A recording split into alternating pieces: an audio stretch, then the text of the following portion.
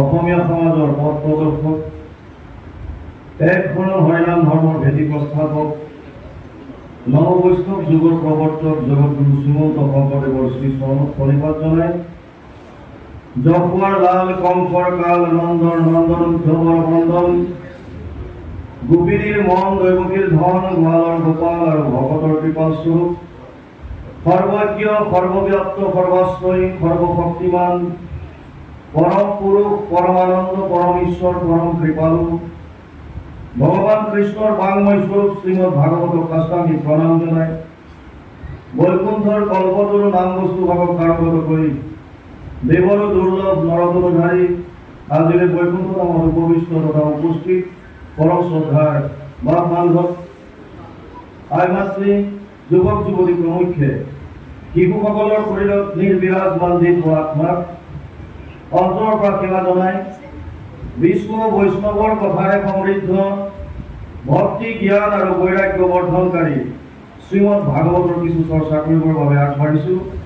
জয়তে যিসকল উদ্যোগ আৰু উদ্যোগত তথা ভক্তপ্ৰাণ ৰাইজৰ দান বৰঙণিৰ দ্বাৰা আজিৰ এই অনুষ্ঠান ভাগ অনুষ্ঠিত হৈছে, সেই সকলোটিৰে শ্ৰীচৰণত আমি আমাৰ শ্ৰদ্ধা ভৰা সেৱা নিবেদিছোঁ। কাৰণ তেওঁলোকে ভকত বৈষ্ণৱ নিমন্ত্ৰণ কৰি আনি প্ৰভু ভগৱন্তৰ লীলাসমূহ শ্ৰৱণ কীৰ্তন কৰোৱাৰ যি সুন্দৰ এক প্ৰয়াস কৰিছে, যি অনুষ্ঠান কৰিছে, যুগ ধৰ্মৰ ফালৰ পৰা ইয়াক এক শ্ৰেষ্ঠ কৰ্ম বুলি অভিহিত কৰিছে। ভাগৱতত ব্যাসদেৱে লিখিছে, কৃতেয়াত ধ্যায়াত বিষ্ণু ত্ৰেতায়াম যজতে মখে দ্বাপৰে পৰিচৰ্যায়াম কলৌ তদ হৰি কীৰ্তনা 12:52 দ্বাদশ স্কন্ধ 3য় অধ্যায় 52 নম্বৰ শ্লোক ভাগৱত অনুবাদ কৰিছে মহাপুৰুষ মাধৱদেৱে। তেওঁৰ অনবদ্য গ্ৰন্থ নামঘোষাত যুগ ধৰ্ম নিৰ্ণয় 399 পদ যোগা মহাপুৰুষ মাধৱে লিখিছে, সত্য যুগে ধ্যান, ত্ৰেতা যুগে যজ্ঞ, দ্বাপৰ যুগত পূজা, কলিত হৰি কীৰ্তন বিনাই আৱৰা নাহিকে পূজা। যুগ ধৰ্মৰ ফালৰ পৰা মায়াৰ নিবৃত্তি, পৰম আনন্দ প্ৰাপ্তি, কলি যুগত যদি কিবা সুগম উপায় আছে, সুলভ সুগম, সেয়া হৈছে কেৱল কৃষ্ণৰ একান্ত শৰণ আৰু ভকতৰ সংগত তেওঁৰ লীলাসমূহৰ শ্ৰৱণ কীৰ্তন। সেইকাৰণে সকামেই হওক যেনেকেই নহওক কিয় ভকত বৈষ্ণৱক একত্ৰিত কৰি এনেধৰণে যদি প্ৰভু ভগৱন্তৰ লীলাসমূহ শ্ৰৱণ কীৰ্তন কৰোৱাৰ যি সুন্দৰ সুবিধা কৰি দিয়ে, তেওঁলোক শ্ৰদ্ধাৰ পাত্ৰ, সেৱাৰ যোগ্য। পুনৰবাৰ আমি উদ্যোক্তাসকলৰ লগতে যাৰ আতিথ্য, যাৰ সহযোগিতা এই অনুষ্ঠানভাগ অনুষ্ঠিত হৈছে, সকলোটিৰে শ্ৰীচৰণত শ্ৰদ্ধা ভৰা সেৱা নিবেদিছোঁ। বৰ্তমান ভাগৱত অসমত এক জোৱাৰৰ দৰে হৈছে, বিপ্লৱৰ দৰে হৈছে। আপুনি ৰাস্তাত ভ্ৰমণ কৰিলে দেখিব ডাঙৰ ডাঙৰ আজিকালি হোৰ্ডিং লগোৱা থাকে, বেনাৰ লগোৱা আছে, অবিৰত ভাগৱত পাঠ, অখণ্ড ভাগৱত পাঠ, ভাগৱত পাঠ আৰু পৰ্যালোচনা, পাঠ আৰু ব্যাখ্যা, বিভিন্ন অনুষ্ঠান হৈছে। ব্যাসদেৱে লিখিছিলে পদ্মপুৰাণ উত্তৰ খণ্ড ভাগৱত মহাত্ম্য প্ৰথম অধ্যায় 12 নম্বৰ শ্লোকত, এতদস্মাৎ পৰম কিঞ্চিৎ মনশুদ্ধেন বিদ্যতে জন্মান্তৰে ভৱেৎ পুণ্যম তথা ভাগৱতম লভেৎ। ভাগৱততকে শ্ৰেষ্ঠ গ্ৰন্থ মন শুদ্ধিকৰণৰ কাৰণে আন একো নাই। আৰু সেই হিচাপত চাবলৈ গ'লে যিটো হিচাপত আমি ভাগৱত শ্ৰৱণ কৰিছোঁ, সেই হিচাপত বৰ্তমান সমাজত আমাৰ ঈৰ্ষা, দ্বেষ, কাম, ক্ৰোধ, লোভ, মোহ এইবিলাক থাকিব নালাগিছিল, কাৰণ আমি ইমান ভাগৱত শ্ৰৱণ কৰিছোঁ। কিন্তু সমাজলৈ যদি আমি চাওঁ, আমাৰ নিজৰ জীৱনলৈ যদি আমি চাওঁ, আমি দেখা পাওঁ যে এতিয়াও আমি কাম, ক্ৰোধ, লোভ, মোহ, ঈৰ্ষা, দ্বেষ ইয়াৰ পৰা সম্পূৰ্ণৰূপে মুক্ত হ'ব পৰা নাই। তাৰ মানে ইয়াৰ 4টামান কাৰণ আছে। হয়তো ভাগৱত যেনেকৈ শুনিব লাগে আমি তেনেকৈ হয়তো শ্ৰৱণ কৰিব পৰা নাই, 1 নম্বৰ কথা। 2 নম্বৰ হ'ব পাৰে, আপোনালোকে যিসকল পৰ্যালোচক বা ব্যাখ্যাকাৰ নিমন্ত্ৰণ কৰি আনে আমাৰ দৰে, আমি হয়তো ভাগৱতৰ তত্ত্বসমূহ শুদ্ধ ৰূপত আপোনালোকৰ হৃদয় স্পৰ্শ কৰিব পৰাকৈ বুজাই দিয়াত বিফল হৈছোঁ। তৃতীয়ত, হয়তো সমাজত এতিয়া এনেকুৱা বহুত আছে যোনে ভাগৱত শ্ৰৱণ কৰিয়ে পোৱা নাই, এইটো হ'ব পাৰে। আৰু চতুৰ্থত, আমি শুনাটো শুনিছোঁ, বুজাটো বুজিছোঁ, কিন্তু আমি সলনি হোৱাৰ অকণমানো ইচ্ছা নাই। যিটো আমি পুহি ৰাখিছোঁ আমি তাতেই থাকিম, সেইবিধো হ'ব পাৰে।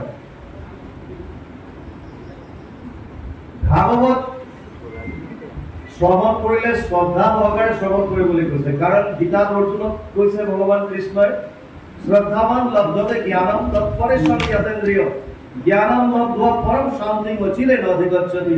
৪ৰ্থ অধ্যায় ৩৯ নম্বৰ শ্লোক গীতা। হে অৰ্জুন, শ্ৰদ্ধাৱান সকলেহে জ্ঞান লাভ কৰিব পাৰে। আৰু শ্ৰদ্ধা কেতিয়া উপজিব? যেতিয়া আমি কোনোবা এখন গ্ৰন্থৰ মহাত্ম্যটো গম পাওঁ। আচলতে কি আছে? গ্ৰন্থটো অজস্ৰ আছে, ভাগৱতৰ ইমান প্ৰচাৰ কিয় হৈছে? নিশ্চয় ভাগৱতত বিশেষ কিবা এটা আছে। যিকোনো এটা কৌতুকেই হওক, যিয়ে হওক, আপুনি এবাৰ শুনাৰ পাছত যিটো সোৱাদ প্ৰথমবাৰ শুনি পায়, দ্বিতীয়বাৰ যদি শুনে তাতকৈ সোৱাদটো কমি আহে, তৃতীয়বাৰ যদি শুনে তাৰপিছত সোৱাদটো আকৌ কমিব, চতুৰ্থবাৰ শুনাৰ পিছত ভাবিব কি একেটা কথাকে কৈ আছে, এইটো বাদ দিয়া। কিন্তু ভাগৱতৰ কথাটো বাৰে বাৰে শুনি আছে, বহুৰ ৰাশিকা ভূমি ভাগুকা বাৰে বাৰে শুনি আছো আজি কত যুগৰ পৰা, তথাপিও ইয়াৰ প্ৰতি আৰু স্পৃহা বাঢ়ি গৈ আছে, বাঢ়ি গৈ আছে। গতিকে ভাগৱতত নিশ্চয় এনেকুৱা এটা কিবা মহিমা আছে, যিটোৰ কাৰণে মানুহে এনেধৰণে আপোনালোকে আজি বতৰকো নেওচি সকলোখিনি ইয়ালৈ আহিছে যে কিয়? ভাগৱত শ্ৰৱণ কৰি। বৰ সুন্দৰ। ভাগৱতৰ মহাত্ম্যৰ বিষয়ে ব্যাসদেৱে পদ্মপুৰাণৰ উত্তৰ খণ্ডত ৬টা অধ্যায়ত ভাগৱত মহাত্ম্য নামে বৰ্ণনা কৰিছে। পদ্মপুৰাণ ১৮খন পুৰাণৰ দ্বিতীয়খন ডাঙৰ পুৰাণ। আটাইতকৈ ডাঙৰ পুৰাণখনৰ নাম হৈছে স্কন্দ পুৰাণ, য'ত ৮১,১০০টা শ্লোক আছে। দ্বিতীয়খন ডাঙৰ পুৰাণ হৈছে পদ্মপুৰাণ, য'ত ৫৫,০০০ শ্লোক আছে। এই পদ্মপুৰাণৰ শেষৰ খণ্ডত, উত্তৰ খণ্ডত ৬টা অধ্যায়ত ভাগৱত মহাত্ম্য নাম দি কেৱল ভাগৱতৰ গুণ গৰিমা গাইছে। আমি গোটেইখিনি আলোচনা নকৰোঁ, আজি বৰ সুন্দৰ অধ্যায় এইটো, পদে পদে যাম, তাৰপিছত অকণমান খালি বুজি লওক। ব্যাসদেৱে লিখিছে যত্ৰ যত্ৰ ভাগৱতী বৰ্ত ভক্তি আদিকম ব্ৰজেত তথা শব্দম সমকৰ্ণম তত্ৰিকম তৰুণয়েত। পদ্মপুৰাণ উত্তৰ খণ্ড ভাগৱত মহাত্ম্য ৩য় অধ্যায় ৯ নম্বৰ শ্লোক। যত্ৰ যত্ৰ ভাগৱতী বৰ্ত, য'ত য'ত ভাগৱতৰ কথা হয়, ভক্তি আদি কাম ব্ৰজেত, ভক্তি আদিৰ আগমন ঘটে। ভক্তি আদি মানে ভক্তি, জ্ঞান আৰু বৈৰাগ্য। আৰু যিমান ভাগৱত শ্ৰৱণ কৰিব, কথা শব্দম সমকৰ্ণম তত্ৰিকম তৰুণয়েত, যিমান শুনিব সিমান আপোনালোকৰ হৃদয়ত ৩টা বস্তু তৰুণ হৈ গৈ থাকিব। এই ৩টা ভক্তি, জ্ঞান আৰু বৈৰাগ্য। এই ৩টা বস্তু ভাগৱত শ্ৰৱণ কৰিলে আমাৰ হৃদয়ত ৩টা বস্তু তৰুণ হৈ গৈ থাকে। ইয়াত থকালৈকে ইয়াৰ গেৰেণ্টি দিছে ব্যাসদেৱে। ইয়াৰ পৰা ওলাই যোৱাৰ পাছত কোনে কিমান সময়লৈকে ভক্তি বস্তু হৃদয়ত তৰুণ কৰি ৰাখিব পাৰে, জাগ্ৰত কৰি ৰাখিব পাৰে, এয়া আপোনালোকৰ সুকীয়া সুকীয়া কথা। ব্যাসদেৱে লিখিছে কথা ভাগৱতস্যাপি নিত্যম ভৱতি যত গৃহে তৎ গৃহম তীৰ্থৰূপম হি বাসতম পাপনাশনম। পদ্মপুৰাণ উত্তৰ খণ্ড ভাগৱত মহাত্ম্য ৩য় অধ্যায় ২৯ নম্বৰ শ্লোক। কথা ভাগৱতস্যাপি, ভাগৱতৰ কথা নিত্যম ভৱতি যত গৃহে, যিখন ঘৰত সদায় হয়। আমি গুৰু সেৱা কৰোঁতে বা যিসকলে আমাৰ এটা অসমীয়া সমাজত এইটো নিয়মে, যদিও গুৰু কৰণ হোৱা নাই, যদিও নামৰ পন্থাত অহা নাই, তেওঁলোকেও আপোনাৰ এভাগ পাতি, কীৰ্তন পুথি ভাগ ৰাখি, ভাগৱত ভাগ ৰাখি সেৱাটো পুৱা গধূলি সকলোৱে কৰে। যেতিয়া আমি সেৱা কৰোঁ, তাত যদি অকণমান ভাগৱত, কীৰ্তন, ঘোষা, সদায় যদি কৃষ্ণৰ লীলা সন্মিলিত এখন গ্ৰন্থৰ যদি আমি পাঠ কৰাৰ অভ্যাস যদি কৰোঁ, ব্যাসদেৱে গেৰেণ্টি দিছে আপোনাৰ ঘৰখন তীৰ্থলৈ ৰূপান্তৰিত হ'ব। আৰু বেলেগে তীৰ্থক্ষেত্ৰ ভ্ৰমণ কৰিবলৈ যোৱাৰ প্ৰয়োজন নাই। সেইকাৰণে গুৰুজনাই কৈছে তীৰ্থ ভ্ৰমণত কোনো কাম নাই। কাৰণ আগতে যিখন সংস্কৃতৰ গ্ৰন্থ, যিবিলাক কঠিন কঠিন গ্ৰন্থ আছিল, আমাক যিখন চুবলৈ দিয়া নাছিল, চাবলৈ দিয়া নাছিল, তেনেকুৱা কঠিন কঠিন গ্ৰন্থ ভক্তি মাৰ্গৰ লগত যিবিলাকত লিংক আছে, সেই গ্ৰন্থসমূহ গুৰুজনাৰ লগতে তেওঁৰ প্ৰবন্ধ শিষ্যসকলে অনুবাদ কৰি পানীৰ দৰে ভাষাত আমাৰ ওচৰত আগবঢ়াই দিলে। আৰু আজি আমি ভাগৱত শুনিবৰ কাৰণে বেলেগলৈ যাব নালাগে, আমাৰ ওচৰলৈ আহে ভাগৱত। আপোনাৰ ঘৰত আপুনি নিজে ভাগৱত পাঠ কৰিব পাৰে, শ্ৰৱণ কৰিব পাৰে। আৰু যদি এই কৰ্মটো কৰে তেতিয়া কৈছে আপোনাৰ ঘৰ তীৰ্থলৈ ৰূপান্তৰিত হ'ব। মনত প্ৰশ্ন আহিব পাৰে তীৰ্থ কাক কয়? য'ত ভগৱানে অৱতাৰ ধাৰণ কৰে আৰু বিভিন্ন লীলা কৰে, য'ত মহাপুৰুষসকলে অৱতাৰ ধাৰণ কৰি বিভিন্ন লীলা কৰে, সেই তীৰ্থক্ষেত্ৰসমূহক তীৰ্থক্ষেত্ৰ বুলি কয়। আগতে তাত সন্ত মহন্তসকলে বাস কৰি কেৱল ঈশ্বৰৰ লীলাসমূহ তাত চৰ্চা কৰিছিল, আৰু সেইকাৰণে বাকী দূৰ দূৰৰ পৰা মানুহ গৈছিল তালৈ ঈশ্বৰৰ কথা শুনিবৰ কাৰণে। কালক্ৰমত এইবিলাক একো একোটা ব্যৱসায় হ'ল, আৰু গুৰুজনাই এইবিলাক বস্তু ৰাখিয়ে আমাক সুবিধাৰ কাৰণে, যাতে ঘৰতে থাকি ঈশ্বৰৰ নাম ল'ব পাৰা, ঘৰতে থাকি ঈশ্বৰে কি উপদেশ দিছে এই কথাখিনি যাতে আমি উপলব্ধি কৰিব পাৰোঁ, সেইকাৰণে তেওঁলোকে অহোপুৰুষাৰ্থ কৰি আমাক এই শাস্ত্ৰসমূহ দি গৈছে। আৰু এতিয়া যদি আমি ভাগৱতৰ শ্ৰৱণ ঘৰত কৰোঁ, আমাৰ যদি জানিব অজানে কিবা পাপ হয়, আপুনি মই ভাবিব পাৰোঁ যে আমাৰ দ্বাৰাতো পাপ একো নহয়। 5 ধৰণৰ পাপ সকলোৰে হয় বুলি প্ৰথম স্কন্ধত লিখা আছে।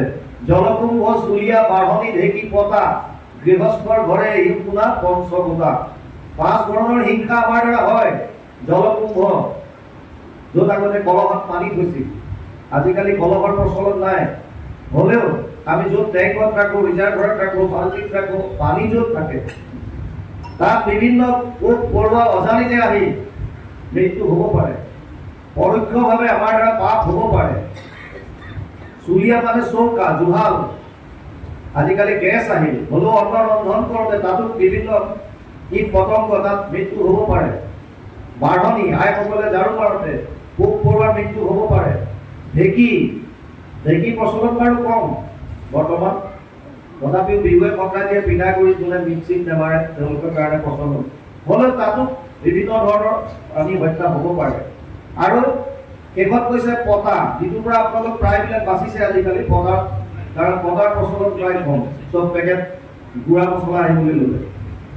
আমি খোজ কাঢ়োঁতে বা বিভিন্ন কৰ্ম কৰোঁতে আমাৰ দ্বাৰা অজানিতে, ইচ্ছা নাই, অজানিতে হয়তো কিছুমানৰ মৃত্যু হৈছে, জীৱ জন্তু পোক পৰুৱা, আৰু তাৰ পৰা পৰোক্ষভাৱেও যদি আমাৰ কিবা পাপ হয়, সেই পাপৰ পৰা পৰিত্ৰাণ পাবৰ কাৰণেও কলিযুগত যমদূতে, যিজন ধৰ্ম ৰাজ বুলি কয়, দূতক কৈছিল যে ৰাম কৃষ্ণ নাম যিটো লয় একবাৰ, কোটি জনমৰ পাপ ভস্ম হৈ যায়। আগতে সেইটো কাৰণে পঞ্চযজ্ঞ কৰিবলগীয়া আছিল।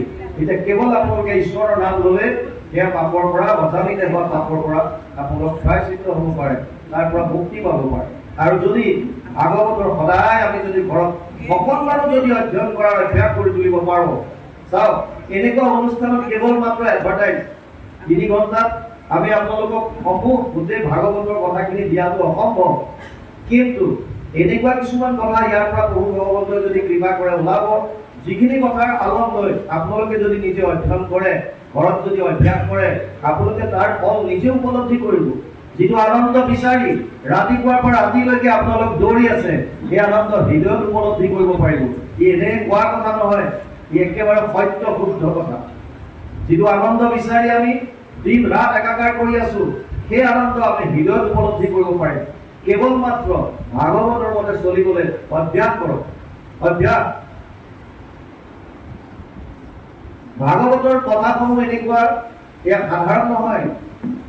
পদ্মপুৰাণৰ উত্তৰ খণ্ডত 3য় অধ্যায় 62 নম্বৰ শ্লোকত লিখিছে, তেনেয়ম বাংময় মূৰ্তি প্ৰত্যক্ষ বৰ্ততে হৰি সেৱাত শ্ৰৱণাত পঠক দৰ্শনাত পাপনাশিনী। ভাগৱত প্ৰভু ভগৱন্তৰ বাংময় শ্লোক, শব্দ আকাৰে ইয়াত আছে। ইয়াৰ প্ৰতিটো শব্দ যেতিয়া আমাৰ কৰ্ণৰ ৰন্ধ্ৰৰ দ্বাৰা যেতিয়া হৃদয়ত প্ৰৱেশ কৰে, ই এটা ৰসায়নৰ সৃষ্টি কৰে, কেমিষ্ট্ৰি। আপোনালোকে হয়তো ভাবিব পাৰে যে শব্দ একো হৃদয়ত সোমাই ৰসায়ন কেনেকে হ'ব। আপোনাক কোনোবাই যেতিয়া প্ৰশংসা কৰে, আজি আপোনাক বৰ ধুনীয়া লাগিছে, আপোনাৰ কাপোৰযোৰ ভাল লাগিছে, যদি কয় তেতিয়া আমি নিজকে আমাৰ ভাল লাগে, আমি আনন্দিত হওঁ। আৰু যদি কোনোবাই বেয়াকে কয় প্ৰতিকূলভাৱে, তেতিয়া আমাৰ বেয়া লাগে। তাৰ মানে সাধাৰণ গ্ৰাম্য কথা শুনিলেও এই শব্দবিলাকে কৰ্ণৰ ৰন্ধ্ৰনিত প্ৰৱেশ কৰি আমাৰ হৃদয়ত এটা ৰসায়নৰ সৃষ্টি কৰে। যদি তাৰ ফলটো অনুকূল হয় আমি উৎফুল্লিত হওঁ, আৰু যদি প্ৰতিকূল হয় নিবিচৰা, তেতিয়াহ'লে আমাৰ খং উঠে, ক্ৰোধ উঠে।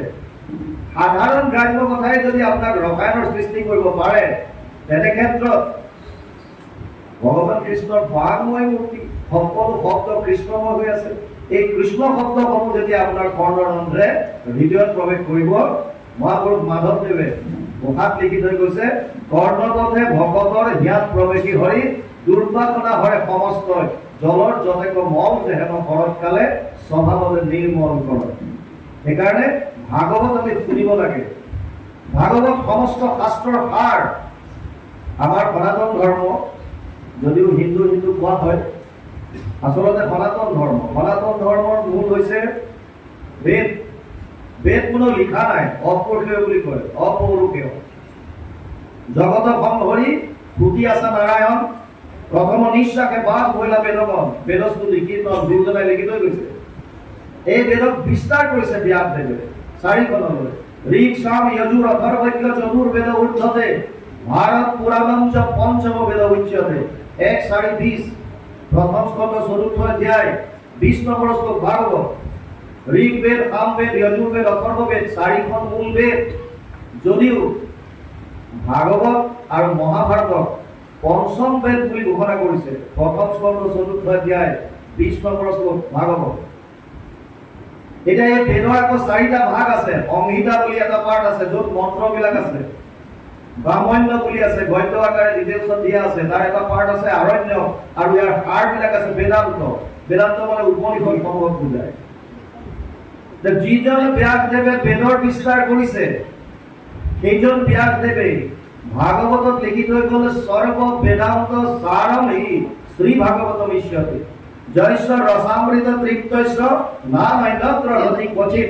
12, 13, 15 দ্বাদশ স্কন্ধ 3 অধ্যায় 15 নম্বৰ শ্লোক ভাগৱত। অনুবাদ কৰিছে ঘোষাত 18 নম্বৰ পঞ্চুকা। সমস্ত বেদান্ত সাৰ মহাভাগৱত শাস্ত্ৰ, ইহাৰ অমৃত ৰস পায় পৰম সন্তোষে পান কৰিলে যিজনে তাৰ অন্যত্ৰ ৰসত ৰতি নাই। আৰু দুখন মহাকাব্য আমাৰ আছে, ৰামায়ণ মহাভাৰত। ভাগৱত যদি আপোনালোকে অভ্যাস কৰে অধ্যয়নৰ, মহাভাৰতৰ কথা প্ৰথমৰ পৰাই পাব। নৱম স্কন্ধ ৰাজবংশাৱলী দিছে, লক্ষণ ইখানু। নৱম স্কন্ধত ৰামায়ণৰ কথা পাব। সূৰ্যবংশ, চন্দ্ৰবংশৰ যিমান ৰজা মহাৰজা সমস্ত কথা ইয়াত আহে। গতিকে আল্টিমেটলি আমি যদি কেৱল ভাগৱত গ্ৰন্থ কোনো ভক্তি মাৰ্গত আমি যদি গ্ৰহণ কৰি আমি অধ্যয়ন কৰা যদি আৰম্ভ কৰোঁ, আমাৰ জীৱন নৌকা সুন্দৰভাৱে পাৰ কৰাই লৈ যাব। ভাগৱত আৰম্ভ হৈছে নৈমিষাৰণ্য। মূল ভাগৱত সংস্কৃত, 12টা স্কন্ধ, 335টা অধ্যায়, 5,96,000 শব্দ, 10টা লক্ষণ। অত্ৰ স্বৰ্গ বিসৰ্গ স্থানম পোষণম উদয় মনন্তৰে অনুকথা নিৰোধ মুক্তিৰ আশ্ৰয়। 10টা লক্ষণ ভাগৱতে কৈছে। 2:1 দ্বিতীয় স্কন্ধ 10ম অধ্যায় 1ম শ্লোক। স্বৰ্গ 3য় স্কন্ধৰ পৰা আৰম্ভ হৈছে, মানে আদি সৃষ্টি জগত সংভৰি প্ৰলয়ৰ পাছত যেতিয়া প্ৰভু ভগৱন্তই ইচ্ছা কৰে পুনৰ লীলা কৰিব, তেতিয়া কেনেকৈ এই জগত সৃষ্টি কৰিলে সেইখিনি কথা ডিটেইলছত আহিছে 3য় স্কন্ধ। ব্ৰহ্মাৰ দ্বাৰা বা বাকীসকলৰ দ্বাৰা সৃষ্টি ছেকেণ্ডেৰী যিখিনি বৰ্ধন হ'ল, বিসৰ্গ নাম দি তাত দিছে 4ৰ্থ। 5মত স্থানৰ বৰ্ণনা কৰিছে, স্থান। তাত আপোনালোকে বিভিন্ন গ্ৰহ, নক্ষত্ৰ, জ্যোতিষ ইত্যাদি কৰি নৰকৰ বৰ্ণনা চব পাব। 6ত পোষণৰ বিষয়ে কৈছে। 2টা মূল কাহিনী আহিছে, অজামিল উপাখ্যান আৰু বৃত্তাপুৰ। 7মত পুতি লক্ষণ। পুতি মানে বাসনা, 3 ধৰণৰ বাসনা 15টা অধ্যায়ত বৰ্ণন কৰিছে। 5টা অধ্যায় দৈবিক বাসনা, প্ৰহ্লাদ চৰিত্ৰ, যিটো আজি আমি আলোচনা কৰিম। 5টা অধ্যায় আসুৰিক বাসনা, হিৰণ্যকশিপু। আৰু 5টা অধ্যায় মানৱীয় বাসনা, যিটো বৰ্ণাশ্ৰম ধৰ্মৰ কথা অনুবাদ কৰোঁতে বৰ্ণাশ্ৰম ধৰ্ম যিহেতু ভক্তি মাৰ্গত ইয়াৰ বেছিকৈ নালাগে, সেইকাৰণে সেই পাঠটো অনা নাই। সংস্কৃত ভাগৱতত আপোনালোকে পাব। 8মত আছে মনন্তৰ লক্ষণ, মনু আৰু মনু পুত্ৰসকলৰ বিৱৰণ। 9ম স্কন্ধ ইখানু, ৰাজবংশাৱলীৰ কথা পাব। বিভিন্ন ৰজা মহাৰজাবিলাক আহি কি ধৰণে তেওঁলোকে কি কৰিছিল, প্ৰভু ভগৱন্তৰ কৃপা কেনেকৈ প্ৰাপ্ত কৰিলে, কেনেকুৱা লীলা, এই সকলো পাব। 10ম 335টা অধ্যায়ৰ 90টা অধ্যায় আছে 10ম স্কন্ধত। আটাইতকৈ ডাঙৰ যিটো ভাগৱতৰ আটাইতকৈ ডাঙৰ যিটো স্কন্ধ সেইটো হৈছে 10ম। ইয়াৰ 3টা পাৰ্ট কৰা হৈছে, আদি, মধ্য আৰু শেষ চোৱা। আদি চোৱা গুৰুজনাই নিজে অনুবাদ কৰিছে, আৰু শেষৰ কুৰুক্ষেত্ৰ যাত্ৰা। নিৰোধ দশমৰ যিটো লক্ষণ, একাদশত মুক্তি আৰু দ্বাদশত আশ্ৰয়। প্ৰথমে এটা কথা বুজি লওক, যদিও ভাগৱতে 10টা লক্ষণৰ কথা কৈছে, মূল লক্ষ্য কিন্তু এটা, সেইটো হৈছে দশম লক্ষণ আশ্ৰয়, শৰণ ক'ত ল'ব। ভাগৱত যদিও ইয়াত 18,000 শ্লোক আছে, 5,96,000 শব্দ আছে, 335টা অধ্যায় আছে, 10টা লক্ষণ আছে, লক্ষ্য কিন্তু এটা। যেনেকৈ ফুটবল প্লেয়াৰ যদিও ইফালে সিফালে বল মাৰি থাকে, সদায় লক্ষ্য হৈছে গোল পোষ্টত, যেনি নি হলেও আল্টিমেটলি গোল পোষ্টত গোল দিয়াটোৱে তেওঁলোকৰ লক্ষ্য। ঠিক তেনেকৈ ভাগৱতে যদিও বিভিন্ন কাহিনী আপোনালোকে শুনিব, লক্ষ্য এটা। দশমৰ্থ বিশুদ্ধ্যাৰ্থম নমানি নিহলাক্ষৰম বৰ্ণয়ন্তি মহাত্মান শ্ৰুতেন অৰ্ধেন চাঞ্জসা। 2:2 দ্বিতীয় স্কন্ধ 10ম অধ্যায় 2 নম্বৰ শ্লোক ভাগৱত।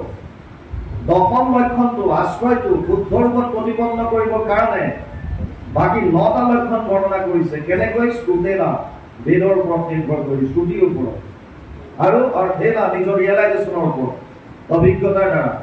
গতিকে আল্টিমেটলি ভাগৱতৰ মূল লক্ষ্যটো বুজি লওক, আশ্ৰয়। আৰম্ভ হৈছে নৈমিষাৰণ্য। নৈমিষ শব্দটো নিমিষৰ পৰা আহিছে, নিমেষটোত সময়ৰ এটা যুগ, চকুটো জমাওঁতে পলক মাৰোঁতে যিটো সময় লাগে তাক নিমেষ বুলি কোৱা হয়। নিমেষৰ আন এটা কাহিনী পদ্মপুৰাণত আহে,